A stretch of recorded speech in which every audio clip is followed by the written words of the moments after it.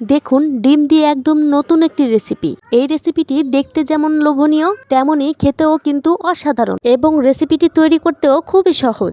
আসুন আমরা এই মজাদার রেসিপিটি দেখে নেই এবং শিখে নেই। আসসালামু আলাইকুম, সিম্পল বাংলা রেসিপি চ্যানেলে আপনাকে স্বাগতম।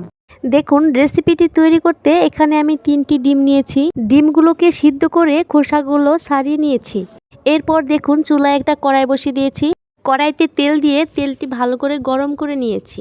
এরপর এর মধ্যে একটু লবণ আর একটু হলুদের গুঁড়ো দিয়ে দিয়েছি। এখন একটা খুন্তির সাহায্যে ভালো করে নেড়ে হলুদ এবং লবণটিকে মিশিয়ে নিব।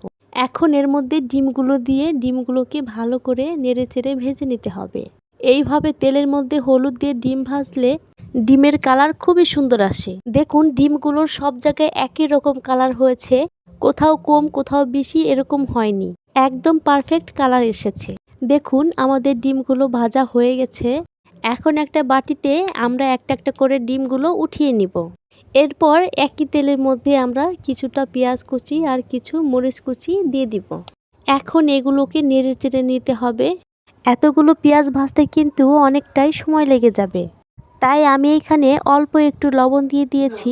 এই লবণ দেওয়ার কারণে পেঁয়াজগুলো খুব তাড়াতাড়ি ভাজা হয়ে যাবে। এইভাবে আমি পেঁয়াজগুলো আস্তে আস্তে নেড়ে চেড়ে ভাজতে থাকবো।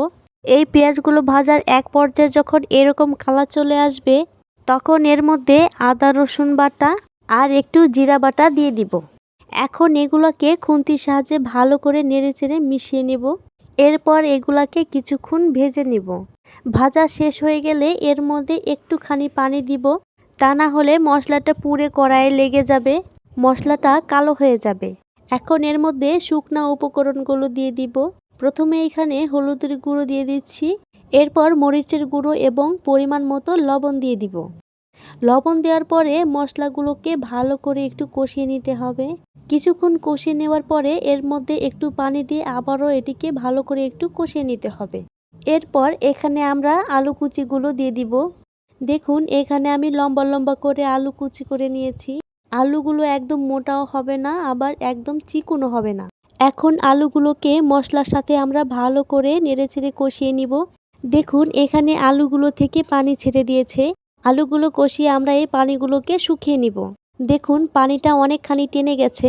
আমাদের আলুগুলোও কষানো হয়ে গেছে। এখন আমরা এই আলুর মধ্যে পরিমাণ মতো পানি দিয়ে দিব।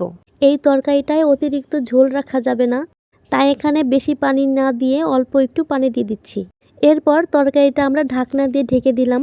এখন ডিমগুলো আমরা কেটে নিব। দেখুন এখানে একটা ছুরি দিয়ে ডিমগুলো আমি মাঝখান থেকে কেটে 2 ভাগ করে নিচ্ছি। আপনারা চাইলে ডিমগুলো না কেটে পুরো ডিমগুলো দিয়ে রান্না করে নিতে পারেন, কিন্তু এখানে ডিমগুলো কেটে দেওয়ার জন্য মশলাগুলো খুব ভালো করে ডিমের মধ্যে যাবে।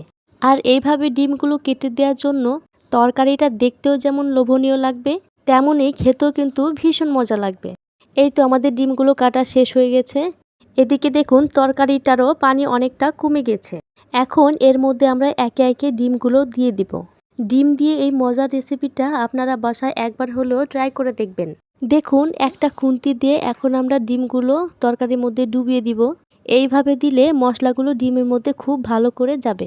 এইভাবে আমরা আরও কিছুক্ষণ রান্না করে নিলেই হয়ে যাবে ডিম দিয়ে নতুনভাবে দারুণ মজার রেসিপি।